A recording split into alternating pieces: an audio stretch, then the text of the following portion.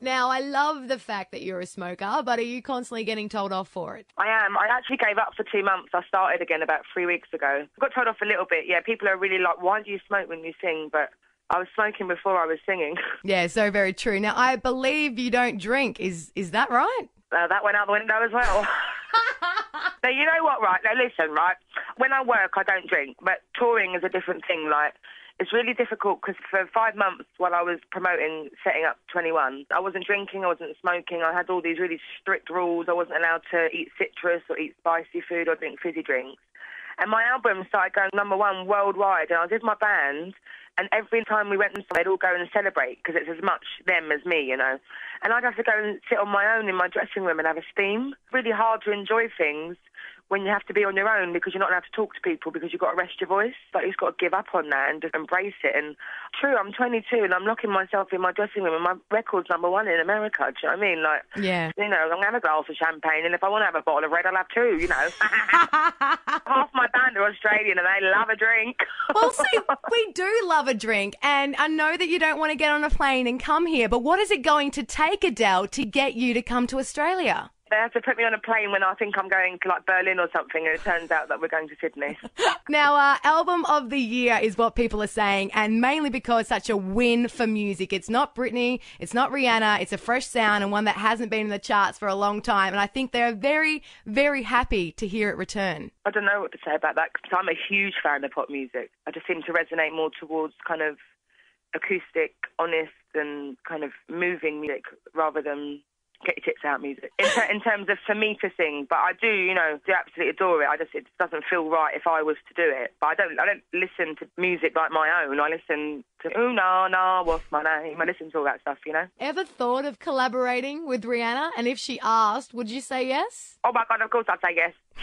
She hasn't asked, but I put it out there how much I love her. So yeah, I'm getting there's a bit of a girl crush on Rihanna. Oh yeah, because she did. You lot must have like X Factor and like Idol and stuff like that, right? And around Christmas, she flew back in to do the final.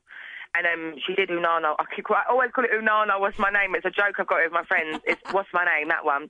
She came and did it, and she had these like pinstriped flares on, and she just whipped them off. And I was with all my girlfriends, all my best girlfriends, and we was watching it. And we was all sat there in silence when her thighs came out. And then afterwards, we was all a little bit like, do you feel a bit gay right now? And we were all like, I mean, we've never felt gay like that before. And we were like, literally, it wasn't just like a girl crush where it's like, you go, girl, you get your thighs out. It was like, I want them thighs wrapped around my head. That's what we were all like. Don't tell anyone. And then Adele just told everyone in Australia. Great. Don't worry about it. I was so in the same boat when I was watching her here in Sydney. Now, let's get back to your music. Someone like you, what does that mean to you? And I'm sure you get asked that all the bloody time. So tell me something you haven't told someone else. Just about trying to be kind of set free by yourself, really. Someone Like You was one of the last songs I wrote. I wrote the first verse quite early on, though. Even when I wrote that first verse and couldn't finish it, I knew that was going to be my song. I don't think I'll ever better that song, ever. I think that is my song now that I'll be known for. And I knew that when I was writing it. I didn't think it would be a hit and be successful and connect with people the way it did, but I just knew it was my song from the way it made me feel, you know. And then all the other songs was really putting on this kind of bravado and being like, oh, it's fine, like, yeah, it's fine, I'll be all right, you know, I don't care, whatever. And then by the end, I was just so, like, tired of trying to pretend to be fine and trying to pretend it wasn't affecting me and that it wasn't going to be a regret. And then by the time I wrote it, I had to do it to set myself free and forgive myself for not making it work properly. And I haven't actually sung it once on this tour without crying at some point. Oh, my goodness. It's about, you know, it's his love of my life, and I miss him, and I wish we were together still. Yeah, and I think that's really beautiful. And like you were saying before, whether it's in an interview or in music, how you're so honest about that, I think is why you are just connecting with so many people around the world, because everyone does at some point feel the same way. Everyone's got that one person, hey? Yeah, absolutely. What do you want to say to people that have gone out and bought your album, Nova, our listeners, people that have just accepted you and your music? Mind-blowing.